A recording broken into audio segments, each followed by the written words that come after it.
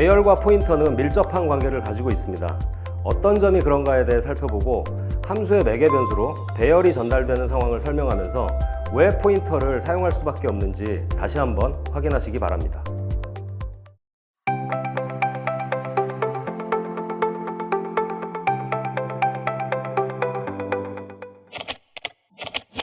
자, 이번 시간에는 포인터와 배열의 관계에 대해서 살펴보겠습니다.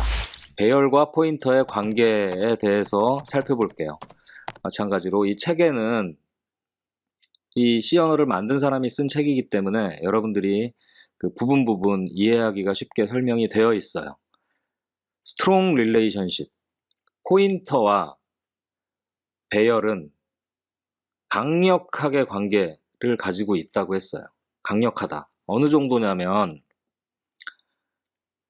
표현을 포인터로 할 수 있다는 거예요.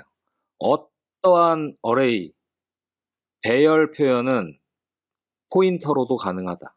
즉, 포인터 문법이 배열 문법이다 라고 여러분들이 이해를 해도 될 것 같아요. 만약에 배열을 쓰면 그 배열은 전부 다 포인터 문법으로 변환할 수 있습니다. 그만큼 배열과 포인터의 관계가 밀접하다는 것을 설명을 해주고 있어요. 그래서 강력한 관계를 가지고 있다. 강력한 관계를. 어떤 방식으로 강력한 관계를 가지고 있는지 살펴봅시다. 먼저 여러분들에게 배열 설명하면서 함수를 사용하지 않았죠. 함수를 사용하지 않고 그냥 이렇게 짰어요. 그래서 여기에 임의의 값을 생성하는 숫자를 100개의 배열에다가 그냥 강제로 집어넣고 랜덤 값을 집어넣고 출력했죠. 이 안에서 평균도 구하고 정렬도 구하고 했는데요. 그 부분 다 건너뛰고 일단 입력받고 출력하는 부분만 살펴보면 이 부분은 배열의 값을 입력받아주는 함수로 만들 수도 있겠죠. 그리고 아랫부분은 배열의 값을 출력해주는 함수로 만들었으면 돼요. 입력받고 출력하는 기능이니까 함수로 만들면 간단하잖아요. 메인에서는 input array, output array 함수 호출하고 뭐만 넘기면 돼요. 배열만 넘기면 되잖아요. 근데 제가 왜 그렇게 하지 않았냐? 함수에서 매개 변수 전달하는 방식은 call by value라고 그랬어요. 그래서 값을 복사해서 전달한다고 했죠. 그래서 함수 A하고 함수 B가 있을 때 A 함수에 변수 A가 있다. 이 값을 B 함수에다 넘긴다라고 하면 매개 변수에 저장을 해야 되겠죠. A에서 B로 변수 A의 값이 어떻게 전달이 된다고요? A에 있는 값은 그대로 있고 저 A의 값이 복사돼서 B로 전달이 된다고 그랬어요. 그래서 함수 A와 B는 별개의 공간입니다. 그래서 복사해서 전달하기 때문에 복사본을 가지고 있는 거예요. 여기서 아무리 바꿔봐야 이쪽은 영향을 못 미칩니다. 그런데 그럼 배열도 똑같잖아요. 그죠? A 함수에 배열이 있다고 치면 B 함수에서도 똑같은 방식으로 매개 변수에 저장하면 되죠. 그래서 배열을 어떻게 하면 돼요? 복사해서 넘기면 된다는 거죠. 근데 그게 안 된다고요. 왜 안 되느냐? 안 되게 해놨어요. 왜? 복사하는 거는 함수 동작과 상관없이 복사하는 일도 있죠. 만약에 배열에 값이 뭐 1개, 2개 정도면은 복사가 되겠죠. 근데 배열에 100만 개 있으면 어떻게 하겠어요? 100만 개를 어떻게 해야 돼요? 복사하다가 날 새겠죠. 1000만 개 있으면 복사하다가 날이 셉니다. 그래서 배열을 저 call by value 형식으로 배열에 있는 값을 복사해서 여기에 배열을 가지고 있고 그럼 여기에도 배열을 가지고 있고 여기에 있는 값이 몽땅 복사되는 그렇게 안 된다는 거죠. 그렇게 안 되면 교수님 그러면 배열은 어떻게 해야 돼요? 어떻게 해야 되냐면 배열의 주소값 어드레스를 복사해서 전달합니다. 어떤 책에는 call by reference라고 이 설명을 call by reference라고 해놨는데 call by reference 아니에요. call by reference는 C++에서 나오는 개념입니다. C 언어에서는 call by value예요. value인데 어떤 값을 복사하느냐? 주소값을 복사해서 전달합니다. 어떤 형식으로? A에 배열이 있다면, 어떤 함수에 배열이 있다면 그 배열의 주소값이 당연히 있겠죠? 당연히 여러분들 집에 방이 4개가 있으면 그 방 위치가 있잖아요. 그죠? 그 위치, 그 배열의 주소값을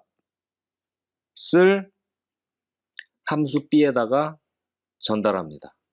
그럼 함수 B는 내가 배열을 받고 싶으면 배열을 선언할 게 아니라 배열의 주소값을 저장하는 변수, 포인터죠.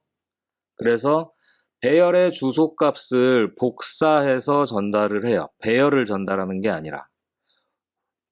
주소값을 복사해서 전달한다는 의미는 그 주소값을 가지면 간접 참조 연산을 통해서 배열에 접근이 가능하다고 계속 설명을 했죠. 주소값을 가지면 거기로 갈 수 있다는 얘기예요. 그래서 간접 참조 연산으로 올 수 있잖아요. 그래서 여러분들에게 배열 설명할 때 함수를 안 만들었어요. 왜? 포인터, 주소값을 넘기는 방식으로 배열을 넘겨야 되기 때문에 함수에. 그래서 간접 참조 연산을 통해서 배열에 접근이 가능한 형식으로 이렇게 주소값을 전달해서 처리를 해요.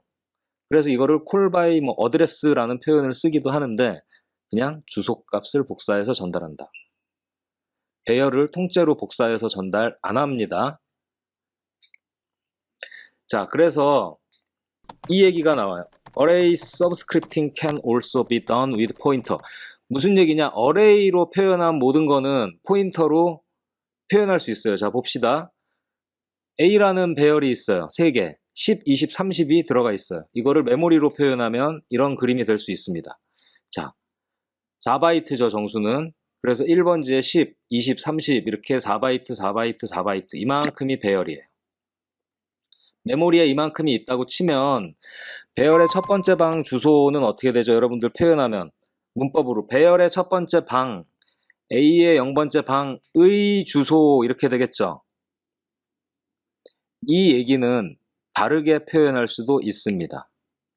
어떻게? 이렇게요.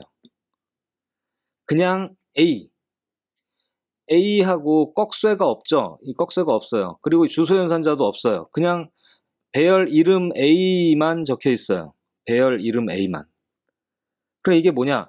배열의 이름은 해당 배열의 시작 주소값을 의미합니다.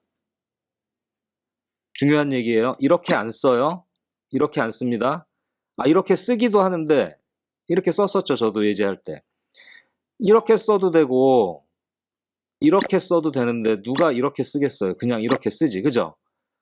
그래서 배열이 그냥 이름만 쓰였다. 그러면 이거는 주소값이라고 여러분들이 생각을 하면 돼요. 설명을 좀 더 자세하게 들어가 볼게요.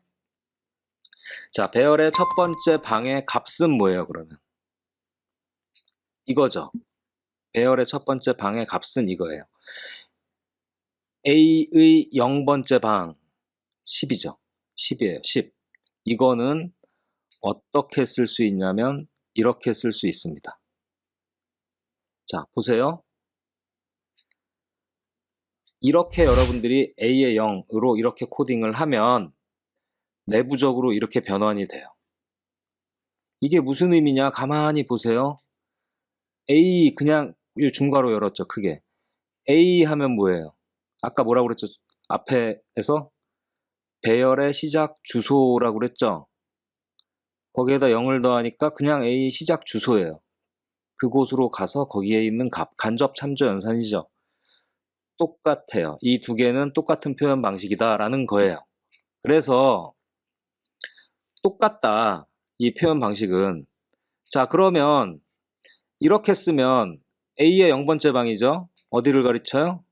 그림으로 설명을 해볼게요. 이거 당연히 여러분들 10이죠. 주소값 포인터 안 썼죠. 그냥 A의 0번째 방 10이에요. 근데 이거는 자, 보세요. 배열의 첫 번째 방 주소는 그냥 이거라고 그랬어요. 상수 A. 이렇게 써도 되는데 이렇게 쓸 수도 있다고 그랬죠. 배열의 이름만 쓰였어요. 자, 그냥 이름만 쓰이면 상수라고 그랬어요. 주소값 몇 번지예요? 여기 있는 1이죠. 1번지 주소값. 1번지죠. 거기에다 더하기 0을 했어요. 더하기 0. 당연히 똑같이 1번지죠. 이렇게 쓰면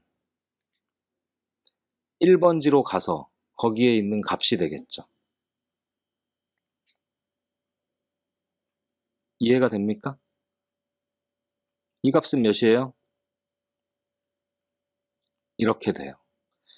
여러분들이 이렇게 코딩을 하면 컴파일러는 내부적으로 지가 스스로 이렇게 바꿔서 연산을 합니다. 이거 배열 표기는 여러분들이 그냥 코딩하기 편하게 제공해 주는 거예요. 내부적으로는 포인터로 처리가 됩니다. 이렇게.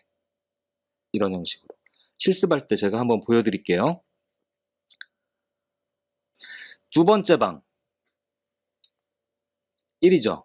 A1. 두 번째 방은 어디예요? A1은 여기죠. 20이 들어가는 거죠. 그죠? 이건 어떻게 쓸 수도 있다고요? A 더하기 1. A 더하기 1 하면 몇이에요? A가 1이니까 상수. 더하기 1 하면 2가 아니죠. 정수니까 4개 건너뛰어서 A는 1, A 더하기 1은 5가 되겠죠. 그럼 A 더하기 1에 있는 곳에 있는 값은 몇이 돼요? 마찬가지로 똑같죠. 똑같아요. 이렇게 앞에 설명에서 살펴봤던 덧셈 연산 더하기 1 하면 단순 숫자 1이 아니라 다음 방을 가리키게 되는 거예요. 이렇게 다음 방 식으로 찾아갈 수 있습니다. 포인터 연산을 써서. 이렇기 때문에 배열이 연속된 공간에 만들어지는 이유가 돼요.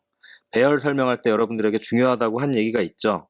배열은 연속된 공간에 만들어지고 연속된 공간이 없을 경우 에러를 발생시킨다고 했어요. 왜 연속된 공간에 만들어야 하느냐?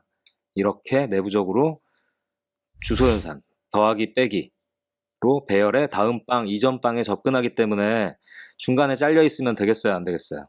안 됩니다. 그래서 배열이 연속된 공간에 만들어지는 이유고요. 배열을 매개 변수로 전달할 수 없다고 했어요.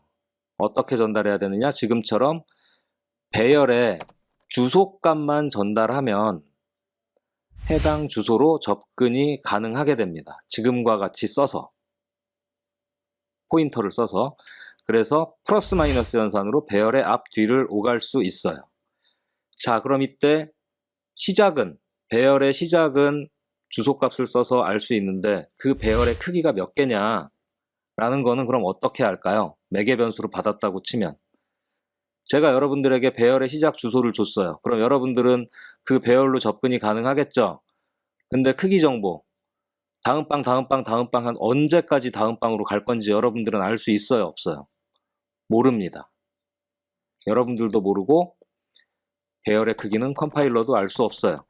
배열 설명할 때 여러분들에게 설명 안 했는데 배열의 크기를 넘어가는 인덱스 컴파일러가 체크 안 합니다. 그냥 실행시키면서 오류를 발생시켜 버려요. 그래서 그 배열의 크기는 실습할 때 가능하면 다시 설명하도록 하고 그래서 여러분들이 배열 처리를 요구하는 함수를 만들 때에는 두 개의 정보가 필요해요. 배열의 시작 주소, 어디서부터 시작해서 몇 개냐라는 정보만 알면 되겠죠. 그래서 배열의 시작 주소와 크기를 알려주면 된다. 이렇게 아까 A3 해가지고 3개의 배열이 있다고 치면 이 배열은 0번지부터 1번지부터 시작을 하고 방이 3개다 라는 것만 알고 있으면 더하기 1 해가지고 3번 접근 가능하겠죠. 몇 개인지 정보. 그래서 이 정보만 알고 있으면 여러분들이 배열에 접근이 가능합니다. 자, 여기까지가 배열과 포인터의 관계였어요. 그냥 배열은 포인터 연산으로 다 된다라는 거 여러분들이 이해해 줬으면 좋겠고 지난 수업에 살펴봤던 이 소스 코드 배열의 값을 입력을 받아주는 함수, 배열의 값을 출력해주는 함수까지 살펴보고 만들어보고 이번 주 수업을 마치도록 하겠습니다. 여러분이 지금까지 배열 형식으로 사용한 모든 문장은 포인터 문법으로 변환해서 사용해도 아무런 문제가 없습니다. 배열 문법 자체가 포인터를 문법적으로 쉽게 사용하기 위해 만들어진 것이라고 생각하시기 바랍니다. 이제 다음 강의에서 실제 배열과 포인터의 관계에 대한 사항을 소스 코드로 살펴보도록 하겠습니다.